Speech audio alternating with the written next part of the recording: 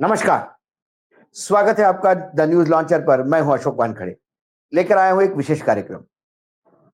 हाल ही में संसद सदन में, खासकर जब ऑपरेशन सिंदूर पे बात हो रही थी या उस मामले में किसी भी बात पे बात हो, तो सत्ता पक्ष, खासकर नरेंद्र मोदी जी, अमित शाह हो गए, जेपी नड्डा हो गए, ये तमाम जो ब्रिगेड है, ये जवाहरलाल नेहरू को कोसे बगैर इनके प्रश्नों के उत्तर मिलते नहीं। जवाहरलाल नेहरू से शुरू होकर इंदिरा गांधी पर और फिर राजीव गांधी पर हमला बोलते हुए ये यूपीए सरकार की कुकर्मों का तथाकथित पाढ़ा पढ़ के 2014 के बाद देश ने कितना विकास किया, इसका इसको रेखांकित करने का प्रयास करते हैं। अब मानो 2014 के बाद ये सरकार मजाक हो गई है कि लोग कहते हैं कि यदि जवाहरलाल नेहरू नहीं होते तो ये किसके सर पे फोड़ते, ठिकरा फोड़ते। लेकिन इस कैबिनेट में सभी कव्वाल नहीं, कुछ लोग अपने मन की बात कहे बगैर रहते नहीं। उन्हीं में एक नितिन गडकरी है, जो सच्चाई है उसको बयान करते हैं, गलत है तो गलत और सही है तो सही। और इस बेबाक बात करने के वजह से ही उनके ऊपर विद्रोही होने का टैग लगता है, तो कभी मोदी विरोधी होने का टैग लगता है। लेकिन विरोधी होने का टैग लगने के बजाय यदि वो सच्चाई बयान कहते करते हैं, ऐसा यदि कहा तो गलत नहीं होगा। फिर एक बार नागपुर में उन्होंने कुछ बात कही जो कुछ लोगों के गले नहीं उतरेगी। नागपुर में confederation of Indian industries CII का रीजनल कार्यालय का उद्घाटन था और उस उपलक्ष्य में एक कार्यक्रम आयोजित किया गया था। उस कार्यालय का उद्घाटन करने के बाद कार्यक्रम में भाग लेते हुए नितिन गडकरी एक विषय पे बोल रहे थे। कार्यक्रम का विषय था भारत के विकास में विदर्भ का योगदान। तब उन्होंने विदर्भ में क्या कमी है इस पे बात कही और बोलते हुए उन्होंने कहा कि गांधी और नेहरू की नीतियों की भूरी भूरी प्रशंसा की। उन्होंने कहा कि नेहरू लगातार देश को आग्रह करते थे कि ज्यादा से ज्यादा उत्पादन बढ़ाओ, क्योंकि तब भाखड़ा नांगल भी बना, तब ग्रीन रिवॉल्यूशन की नींव रखी जा रही थी और भारत नया नया आजाद हुआ था। अनाज के लिए भी हमें अमेरिका पे डिपेंड होना पड़ता था। ऐसे में नेहरू ने पूरे देश के लोगों को आह्वान किया कि ज्यादा से ज्यादा उत्पादन बढ़ाओ और महात्मा गांधी ने ज्यादा से ज्यादा लोगों को जोड़कर उत्पादन बनाओ, वो उसमें इंप्रूवमेंट किया। तो सर्व समावेशी काम होना चाहिए। उन्होंने कहा कि भारत का विकास, जब तक विदर्भ का विकास नहीं होगा तब महाराष्ट्र का विकास नहीं होगा और महाराष्ट्र का विकास नहीं होगा तो भारत का विकास नहीं होगा। ये सोच कम से कम गडकरी ने बताई। उन्होंने कहा कि विदर्भ में बहुत सारी चीजें हैं।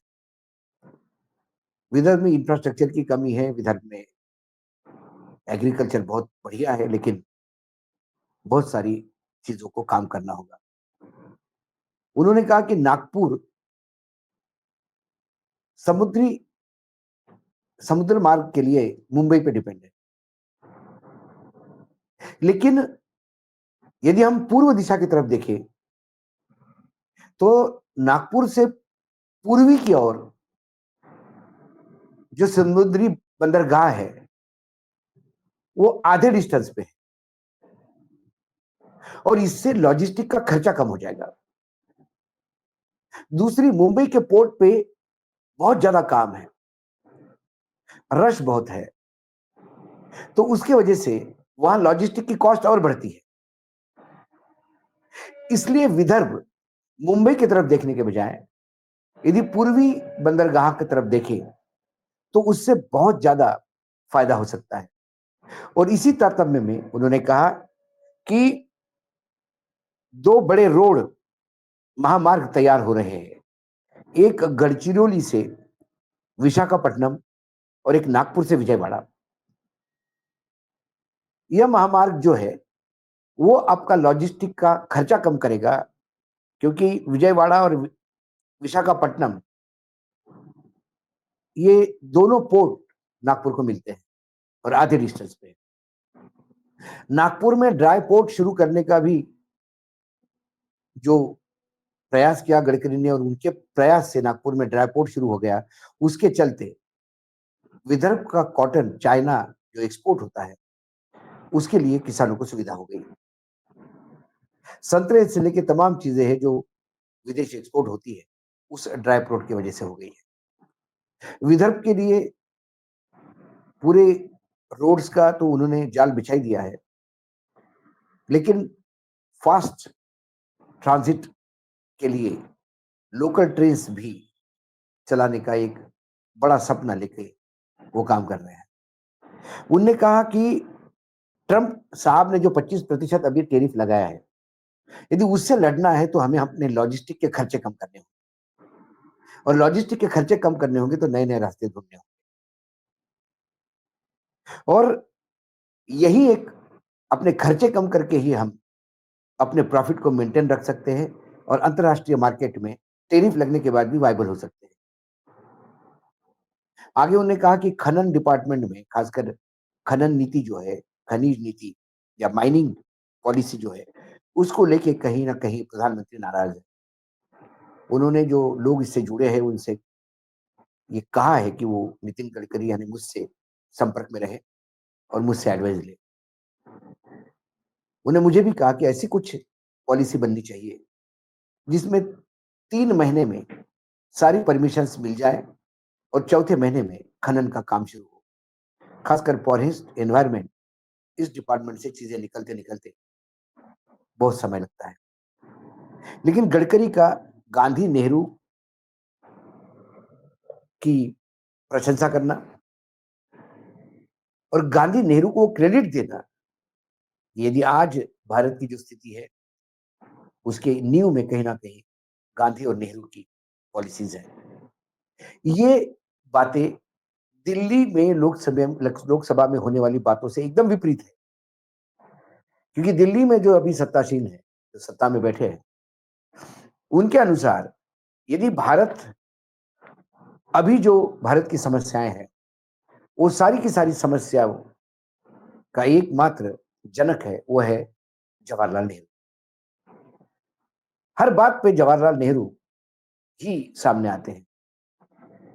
फिर उसके बाद इंदिरा जी आती है, उसके बाद फिर राजीव गांधी आते हैं और फिर यूपीए सरकार पे बाकी बचा हुआ ठिकरा फुटा जाता है। अटल जी भी पार्लियामेंट में कह रहे थे कि उन्होंने कहा कि जब मैं प्रधानमंत्री बना, तो मुझे ये बोला गया, ये कहिए कि अभी तक देश में कुछ हुआ ही नहीं। उन्होंने कहा कि मैंने मना किया ये बोलने से, क्योंकि ये बोलकर मैं देश के किसानों का, देश के काम करने वाले, फैक्ट्री में काम करने वाले लोगों का, मेरे लेबर का, हर सरकार ने कुछ ना कुछ अच्छा किया है, उन सब का अपमान नहीं करना चाहता। हर सरकार जब चुनाव में जाती है तो देशवासियों को नए सपने दिखाती है। जो पुरानी सरकार है, उससे ज़्यादा अच्छा काम हम कैसा कर पाएँगे, ये बताती है। और मतदाता आपके घोषणा पत्र पर विश्वास रखते हैं कि अभी तक जो हुआ, उससे भी अच्छा, क्योंकि मनमोहन सिंह के यूपीए 1 और यूपीए 2 इतने बुरे नहीं थे। सभी पैरामीटर्स पे कम से कम 2014 से 25 तक जो इकोनॉमी के इंडाइसेस है, उससे तो अच्छे ही थे। लेकिन एक गुजरात का विकास का मॉडल आया, 15 लाख रुपए का सपना आया, आपके अकाउंट में आ जाएगा। विदेश में जो पैसा है ब्लैक मनी पूरा का पूरा वापस आएगा। कई सपने 5 करोड़ हर साल रोजगार निर्मित होंगे और 60 साल में जो कांग्रेस नहीं कर पाई, वो 60 महीने में वो करने का दावा कर रहे थे। बाद में तमाम दावे चुनावी जुमले हो गए और अब हर बात के लिए जब भी पूछा जाता है कि आपने ये कहा था, किया क्यों नहीं? तो उसकी जिम्मेदारी जवाहरलाल नेहरू पे आती है।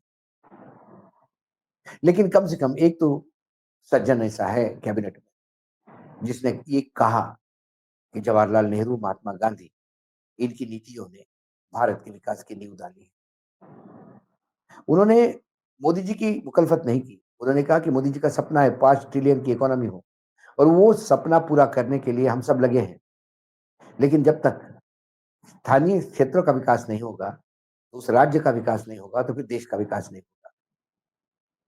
महाराष्ट्र 3 ट्रिलियन इकोनॉमी, करने का सपना देखता है। यदि महाराष्ट्र अपने बलबूते पे 3 ट्रिलियन इकोनॉमी होती है महाराष्ट्र की, तो फिर देश की 5 मिलियन ट्रिलियन इकोनॉमी होने में समय नहीं लगेगा। लेकिन फिर महाराष्ट्र के माने सिर्फ मुंबई और पुणे नहीं है। महाराष्ट्र के माने मराठवाड़ा भी है और महाराष्ट्र के माने खानदेश भी और विदर्भ भी। विदर्भ और मराठवाड़ा के लगातार पिछड़ेपन के वजह से वहाँ किसान अपनी जीवन लीला समाप्त कर लेते हैं। वही मराठवाड़ा का हाल है। 75 साल में भी पानी, रोड, बिजली जैसी मूलभूत सुविधाओं से ये दोनों क्षेत्र लड़ रहे हैं। गडकरी अच्छा सपना तो दिखा रहे हैं, लेकिन गडकरी अकेले कितना कर पाते, राज्य सरकार उनको कितना समर्थन देती, मदद करती, ये सारा उस पर डिपेंड है। क्योंकि पिछली बार इसी नागपुर में गडकरी जी ने कहा था कि यहाँ सरकार काम नहीं करती, नगर पालिकाएं काम नहीं करते, प्राधिकरण, विकास प्राधिकरण काम नहीं करते, अधिकारी सिर्फ एक ही काम करते हैं कि विकास के मार्ग पे कोई चल रहा हो तो उसके पैरों में बेड़ियां डाल देते हैं और विकास के काम में खूंटा ठोक देते हैं। वही गडकरी आज यदि आशान्वित है कि विदर्भ का भला कर सकते हैं, तो पूरा महाराष्ट्र का और फिर देश का भला होगा। फिर देखना ये है कि वो कैसा काम करवाते हैं। कुल मिलाकर इस पूरे रेगिस्तान में एक पानी का झरना दिखा, जहां कम से कम अपने पुरखों ने जो किया, उन्होंने अच्छा किया, ये कहने का कोई मानवा रखता है। आज इस विशेष कार्यक्रम में इतना ही। कल फिर आता हूँ किसी कार्यक्रम को लेके। तब तक के लिए नमस्कार। देखते रहिएगा द न्यूज लॉन्च।